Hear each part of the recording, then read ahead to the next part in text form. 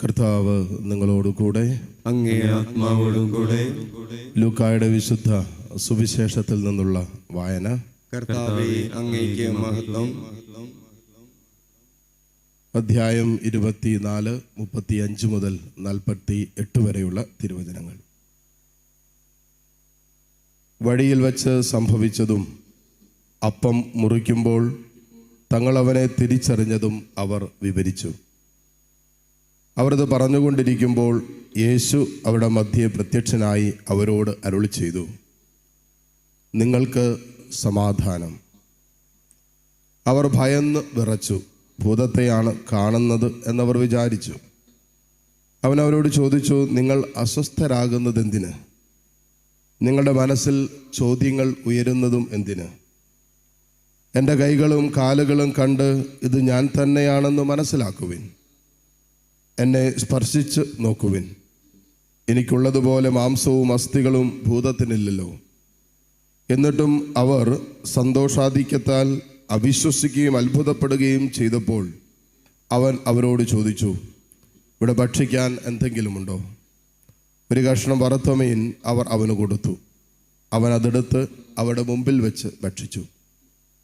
അവൻ അവരോട് പറഞ്ഞു, മോശയുടെ നിയമത്തിലും പ്രവാചകന്മാരിലും സങ്കീർത്തനങ്ങളിലും എന്നെക്കുറിച്ച് എഴുതപ്പെട്ടിരിക്കുന്നതെല്ലാം പൂർത്തിയാകേണ്ടിയിരിക്കുന്നു എന്ന് ഞാൻ നിങ്ങളോട് കൂടെയായിരുന്നപ്പോൾ പറഞ്ഞിട്ടുണ്ടല്ലോ. വിശുദ്ധ ലിഖിതങ്ങൾ ഗ്രഹിക്കാൻ തക്കവിധം അവരുടെ മനസ്സ് അവൻ തുറന്നു. അവൻ പറഞ്ഞു, ഇങ്ങനെ എഴുതപ്പെട്ടിരിക്കുന്നു, ക്രിസ്തു സഹിക്കുകയും 3-ാം ദിവസം മരിച്ചവരിൽ നിന്ന് ഉയർത്തെഴുന്നേൽക്കുകയും ചെയ്യണം. പാപമോചനത്തിനുള്ള അനുതാപം അവൻ്റെ നാമത്തിൽ ജെറുസലേമിൽ ആരംഭിച്ച് എല്ലാ ജനതകളോടും പ്രഘോഷിക്കപ്പെടേണ്ടിയിരിക്കുന്നു. നിങ്ങൾ ഇവയ്ക്ക് സാക്ഷികളാണ്. കർത്താവിൻ്റെ സുവിശേഷം. ക്രിസ്തുവേ, അങ്ങേക്ക് സ്തുതി. മിശിഹായിൽ ഏറ്റവും സ്നേഹമുള്ളവരെ, നമ്മുടെ ആത്മീയ യാത്രയുടെ ചില ഘട്ടങ്ങൾ വളരെ മനോഹരമായിട്ട് കഴിഞ്ഞ ഞായറാഴ്ചത്തെ സുവിശേഷം അതിൻ്റെ തുടർച്ചയുമായിട്ട് ഉള്ളതാണ് നമ്മളിത് വായിച്ചു കേട്ടത്. യേശുവിൻ്റെ ശിഷ്യന്മാരോടൊപ്പം എമാവൂസിലേക്കുള്ള യാത്രാമധ്യേ അപ്പസ്തോലന്മാർ യേശുവിനെ തിരിച്ചറിയുന്നതാണ്. ഇത് 2 കാര്യങ്ങൾ വളരെ ഹൈലൈറ്റഡ് ആയിട്ട് കൊടുത്തിട്ടുണ്ട്. അതെന്തിനാണെന്ന് ചോദിച്ചാൽ, നമ്മുടെ അനുദിന ജീവിതത്തിൽ യേശുവിനെ തിരിച്ചറിയുവാനുള്ള 2 വഴികളാണ് ഇവിടുത്തെ സുവിശേഷത്തിൽ നമ്മൾ കണ്ടതും അല്ലെങ്കിൽ സുവിശേഷ ഭാഗങ്ങൾ വായിക്കുന്നത്. ഒന്ന്, അവൻ വചനം വ്യാഖ്യാനിച്ചപ്പോൾ അവരുടെ ഹൃദയം ജ്വലിച്ചു, ഹൃദയം തുറന്നു. ഇത് കഴിഞ്ഞ് അപ്പം മുറിച്ച് നൽകിയപ്പോൾ അവരുടെ കണ്ണുകൾ തുറക്കപ്പെട്ടു. ഇത് നമ്മുടെ ഒരു ഭൗതിക ജീവിതയാത്രയായി മാത്രം കാണരുത്, ഇതൊരു സ്പിരിച്വൽ ജേർണി ആയിട്ടും കൂടി നമ്മൾ സുവിശേഷത്തെ വായിക്കാവൂ. അപ്പോൾ നമ്മുടെ ആത്മീയ യാത്രയിൽ പലപ്പോഴും സംഭവിക്കാൻ സാധ്യതയുള്ള വിഷയങ്ങളാണ്. ഒന്ന്, ഹൃദയം കഠിനമായി പോകാം, വല്ലാതെ കഠിനമായി പോകാം. അങ്ങനെ കഠിനമായി പോകുമ്പോൾ അത് സംഭവിക്കുന്നതെന്നറിയാവോ? നമുക്ക് ദൈവസ്നേഹം അനുഭവിക്കാൻ പറ്റില്ല, നമുക്ക് ഒന്ന് എളിമപ്പെടാൻ പറ്റില്ല, നമുക്കൊന്ന് മറ്റുള്ളവരെ മനസ്സിലാക്കാൻ പറ്റില്ല. നമ്മുടെ സ്വാർത്ഥതയും നമ്മുടെ അഹങ്കാരവും നമ്മുടെ പാപത്തിൻ്റെ സ്വാധീനവും നമ്മുടെ ഹൃദയത്തെ കഠിനമാക്കി മാറ്റും. അങ്ങനെ ഹൃദയരായി മാറിയവർ നമ്മുടെ കുടുംബങ്ങളിൽ പോലും കാണും. ഇപ്പോൾ ചില കാര്യങ്ങളൊക്കെ സത്യമാണെന്നറിയാം, നന്മയാണെന്നറിയാം, ഉപേക്ഷിക്കേണ്ടതാണെന്നറിയാം. എന്നാലും ചില തിരുത്തലുകൾക്ക് ഒരു വിധത്തിലും വിധേയരാകാതെ ഞങ്ങളിങ്ങനെ തന്നെ തുടരുകയുള്ളൂ, ഞങ്ങൾ ഇഷ്ടത്തിനെ ജീവിക്കുകയുള്ളൂ. മാരകപാപത്തിൽ സഞ്ചരിക്കുമ്പോഴും അവരവസ്ഥയിൽ നിന്ന് ഒന്ന് അനുദപിക്കാനോ ഏറ്റുപറയാനോ തയ്യാറാകാതെ ഇങ്ങനെയൊക്കെ ജീവിച്ചാൽ എന്നാ കുഴപ്പം, ഞങ്ങളിങ്ങനെയൊക്കെ പോവുള്ളൂ എന്ന് തെല്ല അഹങ്കാരത്തോടെ പറയുമ്പോൾ അവിടെ മനസ്സിലാക്കേണ്ട ഹൃദയം കഠിനമായി പോയതാണ്. ദൈവസ്നേഹത്തിൽ നിന്നും ഒരുവൻ പൂർണ്ണമായി അകലുമ്പോൾ യഥാർത്ഥത്തിൽ സംഭവിക്കുന്നത് ഒരു ഹൃദയം കഠിനമായി പോകും. ഇവര് ജെറുസലേമിൽ നിന്നും എമാവൂസിലേക്ക് പോവുക, അകന്നു പോയപ്പോൾ യഥാർത്ഥത്തിൽ അതൊരു സ്പിരിച്വൽ അർത്ഥത്തിൽ എടുക്കുമ്പോൾ അവരുടെ ഹൃദയം കഠിനമായിരിക്കുകയാണ്. ഹൃദയം കഠിനമായി പോയി. എന്നാൽ ഇന്നലകളിലോ, അവരുടെ ജീവിതത്തിൽ ഇന്നലകളിൽ ഈ കർത്താവിൻ്റെ കൂടെ നടന്നവരാണ്, യേശു പറഞ്ഞത് മുഴുവൻ കേട്ടതാണ്, നിങ്ങൾ നശിപ്പിക്കുകയും 3 ദിവസത്തിനുള്ളിൽ ഞാൻ ഈ ദേവാലയം പുനരുദ്ധരിക്കും. തൻ്റെ ശരീരമാകുന്ന ദേവാലയത്തെക്കുറിച്ചാണ് അവൻ പറഞ്ഞത്. ഞാൻ പോയി കഴിയുമ്പോൾ നിങ്ങൾക്ക് പരിശുദ്ധാത്മാവിനെ തരും. ഇങ്ങനെ കുറേ കാര്യങ്ങൾ, ഞാൻ പീഡിപ്പിക്കപ്പെടുകയും മരിക്കുകയും ഉദ്ധാനം ചെയ്യുകയും ചെയ്യുമെന്ന് 2-3 പ്രാവശ്യം ഈശോ മരണത്തിന് മുമ്പ് പ്രവചിക്കുന്നുണ്ട്. പിന്നെ അവൻ ചെയ്ത അത്ഭുതങ്ങൾ, അടയാളങ്ങൾ, അവൻ സഹിച്ചത്, കുരിശിൽ മരിച്ചത്, ഉദ്ധാനം ചെയ്തതിൻ്റെ സാക്ഷ്യങ്ങൾ, ഇതെല്ലാം കേട്ടതാണ് ഇവർ. ഇതെല്ലാം അറിയാൻ ആയിരുന്നിട്ടും യേശു കൂടെ നടന്നിട്ട് ഇവർക്ക് മനസ്സിലാക്കാൻ പറ്റിയില്ല. ഈ പറയുന്ന ജീവിക്കുന്ന കർത്താവ് 3 വർഷക്കാലം ശരീരത്തിൽ ഇവരുടെ കൂടെ നടന്നിട്ട്, അതേ കർത്താവ് ഉദ്ധാനം ചെയ്തു, ഉദ്ധിതനായ കർത്താവ് ഇവിടെ കൂടെ നടന്നവർക്ക് ഇവർക്ക് മനസ്സിലായില്ല. ഇത് നമ്മുടെ ആത്മീയ ജീവിതത്തിൽ സംഭവിക്കുന്ന ഏറ്റവും അപകടകരമായൊരവസ്ഥയാണ്. നമുക്ക് ചോദിച്ചാൽ നമുക്ക് ഈശോയെ അറിയാം. ഇവിടെ ഇരിക്കുന്ന ആർക്കാ ഈശോയെ അറിയാൻ പാടില്ലാത്ത?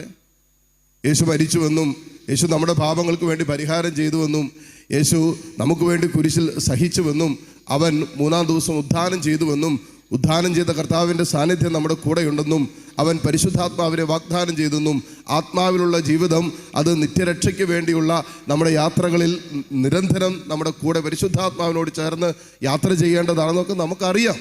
ഇതെല്ലാം നമുക്കറിയാം. പക്ഷേ ഒരു ജീവിത സാഹചര്യം വരുമ്പോൾ നമ്മൾ ഈ അറിവുകളൊന്നും നമ്മുടെ ജീവിതത്തിൽ പലപ്പോഴും ഫലപ്രദമാകാത്ത രീതിയിൽ ഹൃദയം കഠിനമാക്കി വെച്ചിരിക്കുന്ന അനുഭവം എല്ലാം അറിയാം. എന്നാലും എന്തൊരു സാഹചര്യം വരുമ്പോൾ നമ്മൾ നിരാശയിലേക്ക് പോകും. ഒരു സങ്കടം വരുമ്പോൾ നമ്മൾ പെട്ടെന്ന് ഡിസ്റ്റർബ്ഡ് ആവും. ഒരു തടസ്സം വരുമ്പോൾ നമ്മൾ വല്ലാതെ അസ്വസ്ഥരായി, മാനസികവും ഭൗതിക ജീവിതത്തിൻ്റെ അസ്വസ്ഥതകളും വല്ലാതെ ഡിസ്റ്റർബ്ഡായി, പിന്നെ സാഹചര്യങ്ങളെല്ലാത്തിനും പഴിചാരി. ഒരു തകർച്ചയും ഒരു രോഗവും ഒരു നഷ്ടവും പരാജയമൊക്കെ വരുമ്പോൾ നമ്മുടെ മനസ്സിൻ്റെ സമനില പോലും തെറ്റിപ്പോകുന്ന രീതിയിലേക്ക് നമ്മുടെ ജീവിതം മാറുക. ഇന്ന് യേശുവിനറിയാം, അവൻ ഉദ്ധാനം ചെയ്തതാണെന്നറിയാം, ഉദ്ധിതനായ കർത്താവിൻ്റെ സാന്നിധ്യം നമ്മുടെ കൂടെയുണ്ട് എന്നറിയാം. പക്ഷേ യഥാർത്ഥ ജീവിതത്തിൻ്റെ അനുഭവത്തിലേക്ക് വരുമ്പോൾ എത്ര പേർക്ക് ഈ അറിവ് അനുഭവമാക്കി മാറ്റുന്ന ഒരു ആത്മീയ തലമുണ്ടെന്നുള്ളതാണ് പ്രശ്നം. ഈ അപ്പസ്തോലന്മാർ കൂടെ നടന്നതല്ലേ? നമ്മളെക്കാളും ഡയറക്റ്റ് എക്സ്പീരിയൻസ് ഉണ്ടായിരുന്നവരാണ് ഈ അപ്പസ്തോലന്മാർ. എന്നിട്ടും യേശു ഇവരുടെ കൂടെ നടന്നിട്ട് ഇവർക്ക് യേശുവിനെ മനസ്സിലായില്ല. അറിവുണ്ടായിരുന്നു, പക്ഷേ ആ യഥാർത്ഥ ജീവിതത്തിൻ്റെ അനുഭവങ്ങളിലേക്ക് വന്നപ്പോൾ അവർക്ക് യേശുവിൻ്റെ സാന്നിധ്യം തിരിച്ചറിയാൻ പറ്റിയില്ല. പ്രലോഭനങ്ങളിൽ യേശുവിൻ്റെ സാന്നിധ്യം നമ്മുടെ കൂടെയുണ്ട്. സഹനങ്ങളിൽ യേശുവിൻ്റെ സാന്നിധ്യം നമ്മുടെ കൂടെയുണ്ട്. നമ്മുടെ ഒറ്റപ്പെടലിലും തിരസ്കരണ അനുഭവങ്ങളിലൊക്കെ ഈ കർത്താവിൻ്റെ സാന്നിധ്യം നമ്മുടെ കൂടെയുണ്ട്. ഇത് തിരിച്ചറിയുന്നതാണ് യഥാർത്ഥ ആത്മീയ പക്വത എന്ന് പറയുന്നത്. ഈ ഒരു അവസ്ഥയിലേക്ക് വളരാൻ തക്ക വിധത്തിൽ ഈശോ ചെയ്ത് തന്നെ യേശു വചനം തന്നെക്കുറിച്ച് പഴയ നിയമ പ്രവചനങ്ങളിലും സങ്കീർത്തനങ്ങളിലൊക്കെ എഴുതി വച്ചിരിക്കുന്ന കാര്യങ്ങൾ അപ്പസ്തോലന്മാരോട് പറഞ്ഞപ്പോൾ അവരുടെ ഹൃദയം ജ്വലിച്ചു. അതായത് കഠിനമായി പോയ ഹൃദയത്തിന് മാറ്റം ഉണ്ടാകാൻ തുടങ്ങി. എന്നിട്ട് ഇവർക്ക് പൂർണ്ണമായി മനസ്സിലായി. കാരണം കണ്ണുകൾ മൂടപ്പെട്ട് കിടക്കുക, കണ്ണടഞ്ഞുപോയി, ആത്മീയ നയനങ്ങൾ അടഞ്ഞുപോയി. ആത്മീയ നയനങ്ങൾ അടഞ്ഞുപോയ പ്രശ്നം എന്താണെന്നറിയാവോ? പിന്നെ കാണേണ്ടത് കാണാൻ നമുക്ക് പറ്റിയല്ല. ബാക്കിയെല്ലാം ചിലപ്പോൾ നമ്മൾ കാണുകയും ചെയ്യും. നമുക്ക് കാണാൻ പാടില്ലാത്ത സകലതും ചിലപ്പോൾ നമ്മൾ കാണുകയും ചെയ്യും. പക്ഷെ കാണേണ്ടത് കാണാൻ പറ്റാത്ത രീതിയിൽ നമ്മുടെ നയനങ്ങൾ അടഞ്ഞു പോകും. അപ്പോൾ എൻ്റെ വീട്ടിൽ കിടക്കുന്ന എൻ്റെ അമ്മയുടെ വേദന, അപ്പൻ്റെ സങ്കടം, ജീവിത പങ്കാളി അനുഭവിക്കുന്ന ദുരിതങ്ങൾ, ഞാൻ മൂലം അനുഭവിക്കുന്ന ദുരിതങ്ങൾ, അല്ലാതെ കടന്നു പോകുന്ന മക്കൾ അനുഭവിക്കുന്ന വേദനകൾ, അവരുടെ സ്വകാര്യ, ഇതൊന്നും കാണാൻ പറ്റില്ല. കാരണം എന്താ? കണ്ണടഞ്ഞു പോയി. നടക്കുന്നുണ്ട്, യാത്ര ചെയ്യുന്നുണ്ടോ? ശരീരത്തിൻ്റെ യാത്ര തുടരുന്നുണ്ട്, പക്ഷേ ആത്മീയ അന്ധതയിലേക്ക് പോയി. അപ്പം ആത്മീയ അന്ധതയിലേക്ക് പോയി കഴിഞ്ഞാൽ കർത്താവിൻ്റെ സാന്നിധ്യം കാണാൻ പറ്റാത്തൊരവസ്ഥ ജീവിതത്തിൽ വരുമ്പോൾ നമുക്ക് വല്ലാത്ത ഇരുട്ടനുഭവപ്പെടും. വല്ലാത്തിരുട്ട്. യേശു യഥാർത്ഥ പ്രകാശമായതുകൊണ്ട് ആ പ്രകാശത്തിൻ്റെ സാന്നിധ്യം നമുക്ക് കാണാൻ പറ്റാതിരിക്കുന്നത് കൊണ്ട് യഥാർത്ഥത്തിൽ നമ്മൾ അന്ധകാരത്തിൽ നടക്കുന്നവരായിട്ട് മാറും. അപ്പം ഈ അപ്പസ്തോലന്മാർ യേശുവിൻ്റെ കൂടെ നടന്നിട്ടും അവരുടെ കണ്ണുകൾ മൂടപ്പെട്ടതുണ്ട്, കണ്ണടഞ്ഞു പോയി, ആത്മീയ നയനങ്ങൾ അടഞ്ഞു പോയിട്ട് യേശുവാണ് കൂടെ നടക്കുന്നത് മനസ്സിലായില്ല. ഉദ്ധാനം ചെയ്ത കർത്താവ് വന്നിട്ട് നമുക്കറിയാം പത്രോസിനെ വിളിക്കുന്നുണ്ട്. പത്രോസ് മനസ്സിലാകുന്നില്ല. അതായത് 3 വർഷക്കാലം കൂടെ നടന്ന ഒരാൾ വിളിക്കുമ്പോൾ അവൻ്റെ സ്വരം കേട്ടാൽ നമുക്ക് മനസ്സിലാകില്ലേ? അത് യേശുവാണെന്ന് മനസ്സിലായില്ല എന്ന് എഴുതി വെച്ചിരിക്കുന്നത്. കണ്ണെത്താ ദൂരത്ത് യേശു നിൽക്കുമ്പോൾ അവൻ്റെ ഇത് യേശുവാണെന്ന് മനസ്സിലാക്കാൻ കണ്ണ് തുറന്ന് നോക്കിയാൽ നമുക്ക് ഒരാളെ കാണുമ്പോൾ നമുക്ക് മനസ്സിലാക്കാൻ പറ്റും. അതും അപ്പസ്തോലന്മാർക്ക് മനസ്സിലാക്കാം. കാരണം അവരുടെ കണ്ണുകൾ മൂടപ്പെട്ടു. ഇനി കണ്ണ് തുറക്കപ്പെട്ടത് എങ്ങനെയാണ്? അപ്പം മുറിച്ച് നൽകിയപ്പോൾ. വിശുദ്ധ കുർബാന സ്വീകരണം നമ്മുടെ ആത്മീയ നയനങ്ങളെ തുറക്കും. യേശുവിനെ കാണാൻ അത് നമ്മെ സഹായിക്കും. വചനം മുറിച്ച് നൽകി അവിടെ ഹൃദയത്തെ ആ ജ്വലനം, അതുകൊണ്ടാണല്ലോ പറഞ്ഞു, അയ്യോ അവൻ വചനം മുറിച്ച് നൽകിയപ്പോൾ നമ്മുടെ ഹൃദയം ജ്വലിച്ചിരുന്നില്ലേ, ഹൃദയം ജ്വലിച്ചിരുന്നില്ലേ എന്നാണ് പറഞ്ഞത്. അപ്പോൾ നമ്മുടെ ഹൃദയത്തിൻ്റെ ജ്വലനം അവിടുത്തെ വചനത്താൽ നൽകപ്പെടുകയും അപ്പം മുറിച്ച് നൽകിയപ്പോൾ കണ്ണുകൾ തുറക്കപ്പെടുകയും ചെയ്യുന്ന ഒരു അനുഭവം കിട്ടുമ്പോൾ നമുക്ക് യേശുവിനെ മനസ്സിലാക്കാൻ പറ്റും, അനുഭവിക്കാൻ പറ്റും. ആ കർത്താവിൻ്റെ സാന്നിധ്യം എപ്പോഴും അനുഭവിക്കാൻ പറ്റും. ഈ കൂടെ നടക്കുന്ന ഉദ്ധാനം ചെയ്ത ക്രിസ്തുവിൻ്റെ സാന്നിധ്യം എപ്പോഴും നമുക്ക് അനുഭവിക്കാൻ നമ്മുടെ ഹൃദയം തുറക്കപ്പെടേണ്ടതുണ്ട്, നമ്മുടെ നയനങ്ങൾ തുറക്കപ്പെടേണ്ടതുണ്ട്. അതുകൊണ്ട് നമ്മൾ നിരന്തരം പ്രാർത്ഥിക്കേണ്ട ഒരു വിഷയം എന്താണെന്ന് പറയുക, ഈശോയെ എൻ്റെ ഹൃദയത്തെ തുറന്നു തരണമേ, എൻ്റെ ആത്മീയ നയനങ്ങളെ തുറന്നു തരണേ. കാരണം ഈ ആത്മീയ യാത്രയിൽ എപ്പോഴും കൂടെ നടക്കുന്ന ഉദ്ധിതനായ കർത്താവിൻ്റെ സാന്നിധ്യം തിരിച്ചറിയാതെ പോയാൽ അത് വല്ലാത്ത അസ്വസ്ഥതകൾ നമ്മളിൽ ഉണ്ടാക്കും. അല്ലെങ്കിൽ വല്ലാത്ത അസ്വസ്ഥതകളുടെ നടുവിൽ ആ അവസ്ഥകളിൽ നമുക്ക് പിടിച്ചു നിൽക്കാൻ പറ്റാതെ വരും. അപ്പം ഇങ്ങനെ സുവിശേഷത്തിൽ ഈശോ തൻ്റെ വചനത്താലും തൻ്റെ ബലിയിലാലും നമുക്ക് അവനെ തന്നെ വെളിപ്പെടുത്തി തരുന്നുണ്ട്. അതുകൊണ്ടാണ് എല്ലാ വിശുദ്ധ കുർബാനയിൽ നിങ്ങൾ നോക്കിയേ, വചനം മുറിച്ച് നൽകുന്നുണ്ട്, അപ്പം മുറിച്ച് നൽകുന്നുണ്ട്. വിശുദ്ധ കുർബാനയിൽ വചനം നൽകുന്നുണ്ട്, വചനത്തോടൊപ്പം അവൻ്റെ ശരീരവും രക്തവും തരുന്നുണ്ട്. ഇതിനാ നമ്മുടെ ഹൃദയം അവൻ്റെ സ്നേഹത്തിൽ ജ്വലിക്കാനും നമ്മുടെ ആന്തരിക ആത്മീയ നയനങ്ങൾ തുറന്നു കിട്ടി അവൻ്റെ ജീവിക്കുന്ന സാന്നിധ്യം, കൂടെ നടക്കുന്ന സാന്നിധ്യം നമ്മളെപ്പോഴും അനുഭവിക്കാൻ വേണ്ടിയിട്ടാണ്. അതുകൊണ്ട് ആ ദാഹത്തോടെയാണ് നമ്മൾ വിശുദ്ധ കുർബാനയ്ക്ക് പോലും വരേണ്ടത്. ഈശോയെ എൻ്റെ ഹൃദയം തുറന്നു തരണമേ, ഈശോ എൻ്റെ ആത്മീയ നയനങ്ങൾ അടഞ്ഞു പോയെങ്കിൽ തുറന്നു തരണമേ, എൻ്റെ കൂടെ നടക്കുന്ന ഈശോയെ, ഉദ്ധാനം ചെയ്ത ഈശോയെ എല്ലാ നിമിഷവും ജീവിതത്തിൻ്റെ എല്ലാ വേളകളിലും അനുഭവിക്കാൻ പറ്റുന്ന ഒരു ആത്മീയ കരുത്തിൻ്റെ ഒരു അഭിഷേകം എനിക്ക് തരണമേ എന്ന് ഒരു വിശുദ്ധ കുർബാനയിൽ നമ്മൾ പ്രാർത്ഥിക്കേണ്ടതുണ്ട്.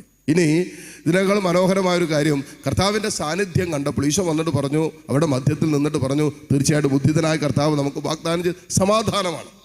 ഇപ്പം സമാധാനം, യേശുവിൻ്റെ സാന്നിധ്യത്തിൽ ഈശോ സമാധാനം പറഞ്ഞപ്പോൾ ഇവർ ഭയപ്പെട്ടു എന്ന് പറയുന്നത്. ഭയപ്പെടാൻ കാരണം എന്നാണെന്നറിയാവോ? ഇവർ ഭൂതമാണെന്ന് വിചാരിച്ചു, ഭയപ്പെട്ടു പോയി. അപ്പോഴാണ് കർത്താവ് താൻ ഉദ്ധിതനായ ക്രിസ്തുവാണ് എന്ന് അവരെ ബോധ്യപ്പെടുത്താനാണ് എന്തെങ്കിലും ഉണ്ടോ മക്കളെ കഴിക്കാൻ എന്നുണ്ടോ അവരുടെ മുമ്പിൽ വെച്ചൊക്കെ ഇത് കഴിച്ച് കാണിക്കുന്നത്. എന്നിട്ട് ഈശോ അത് തൻ്റെ മുറിവേറ്റ കരം കാണിക്കുന്നുണ്ട്. എന്നിട്ട് പറയുന്നൊരു കാര്യമുണ്ട്, ഇതുപോലുള്ള കരം ഭൂതത്തിനില്ലല്ലോ. ഇതാണ് നമ്മൾ ശ്രദ്ധിക്കേണ്ടത്. വിശുദ്ധ ഗ്രന്ഥം നമ്മൾ കാണുന്നുണ്ട്, മാലാഖയുടെ വേഷം കെട്ടാനും പിശാചിന് പറ്റും. പക്ഷേ പിശാചിന് പറ്റാത്തൊരു കാര്യമുണ്ട്, അവൻ നമ്മുടെ പാപങ്ങൾക്ക് വേണ്ടി മുറിയപ്പെട്ടവനാണ് യേശു. അതുകൊണ്ട് അവൻ്റെ സാന്നിധ്യം അത് മുറിയപ്പെട്ട കരമായിരിക്കും. എൻ്റെ പാപങ്ങൾക്ക് വേണ്ടി പരിഹാരം ചെയ്ത കരമാണ് യേശു. അതുകൊണ്ടാണ് യേശു പറഞ്ഞത്, ഇതുപോലെ മുറിവേറ്റിട്ടില്ലല്ലോ, ഈ മുറിവേറ്റ കരം പിശാചിനില്ലല്ലോ. യഥാർത്ഥത്തിൽ യേശുവിൻ്റെ സഹനത്തെക്കുറിച്ചും അവൻ നമുക്ക് വേണ്ടി കാൽവരിയിൽ ചിന്തിയ രക്തത്തിൻ്റെ ആ അഭിഷേകത്തെക്കുറിച്ചും അവൻ നമുക്ക് വേണ്ടി സഹിച്ചതിനെക്കുറിച്ചൊക്കെ പറയാം. നമുക്ക് വേണ്ടി ഒരുവൻ മാത്രമേ സഹിച്ചിട്ടുള്ളൂ, നമ്മുടെ പാപങ്ങൾക്ക് പരിഹാരമായി ഒരുവൻ മാത്രമേ കുരിശിൽ മരിച്ചിട്ടുള്ളൂ. ഉണ്ട് ഏതെല്ലാം രീതിയിലും ഏതെല്ലാം വിധത്തിലൊക്കെ തിന്മ നമ്മളിലേക്ക് വരുമ്പോൾ ഇതിനെ റിയലൈസ് ചെയ്യാൻ, അതായത് മാലാഖ വരുമ്പോൾ പോലും ഇത് ദൈവം അയച്ചതാണോ എന്ന് അറിയാനായിട്ട് എളുപ്പവഴി എന്ന് പറയുന്നത് ഒരു വിശുദ്ധൻ പറഞ്ഞു വച്ചിരിക്കുന്നത്, കരങ്ങൾ നോക്കുക. യേശുവിൻ്റെ അവൻ മുറിവേറ്റവനാണോ? മുറിവേറ്റ കരമുണ്ടെങ്കിൽ അത് ജീവിക്കുന്ന കർത്താവാണ്. അവൻ മുറിയപ്പെട്ടത് നമ്മോടുള്ള സ്നേഹത്തെ പ്രതിയാണ്. ഈശോ മുറിഞ്ഞത് നമ്മോടുള്ള സ്നേഹത്തെ പ്രതിയാണ്. അതുകൊണ്ട് ഉദ്ധിതനായ ക്രിസ്തു കൂടെ നടക്കുമ്പോൾ അവൻ മുറിവേറ്റവനാണ് നമ്മെ പ്രതി.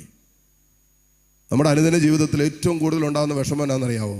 നമ്മൾ നിരന്തരം മുറിയപ്പെട്ടുകൊണ്ടിരിക്കുക, വല്ലാതെ തകർക്കപ്പെട്ടുകൊണ്ടിരിക്കുക, വല്ലാതെ അസ്വസ്ഥരാകുന്ന അനുഭവത്തിലൂടെയാണ് കടന്നു പോകുന്നത്. കുടുംബത്തിൽ നിന്നും, കുടുംബാംഗങ്ങളിൽ നിന്നും, സമൂഹത്തിൽ നിന്നും, നമ്മുടെയൊക്കെ സ്വകാര്യ ജീവിതത്തിൻ്റെ അനുഭവങ്ങളിലൊക്കെ നിരന്തരം നമ്മൾ മുറിയപ്പെട്ടുകൊണ്ട് നമ്മുടെ മനസ്സും മുറിഞ്ഞും ജീവിതം മുറിഞ്ഞും ഒക്കെ നമ്മൾ മുന്നോട്ട് പോയിക്കൊണ്ടിരിക്കുക. ഇങ്ങനെയുള്ള അനുഭവങ്ങളിലൂടെ കടന്നു പോകുമ്പോൾ മുറിവേറ്റവനായ ക്രിസ്തു നമ്മുടെ കൂടെ നടക്കുന്നുണ്ട് എന്ന് പറഞ്ഞാൽ എൻ്റെ മുറിവുകൾക്ക് വേണ്ടി മുറിഞ്ഞ കർത്താവ് എൻ്റെ ചാരയുണ്ട്, എൻ്റെ മുറിവുകൾ സുഖപ്പെടുത്താൻ വേണ്ടി മുറിയപ്പെട്ട കർത്താവ് കൂടെയുണ്ട് എന്ന് വിശ്വസിക്കുന്നിടത്താണ് സൗഖ്യമുള്ളവരായിട്ട് യാത്ര ചെയ്യാൻ പറ്റും.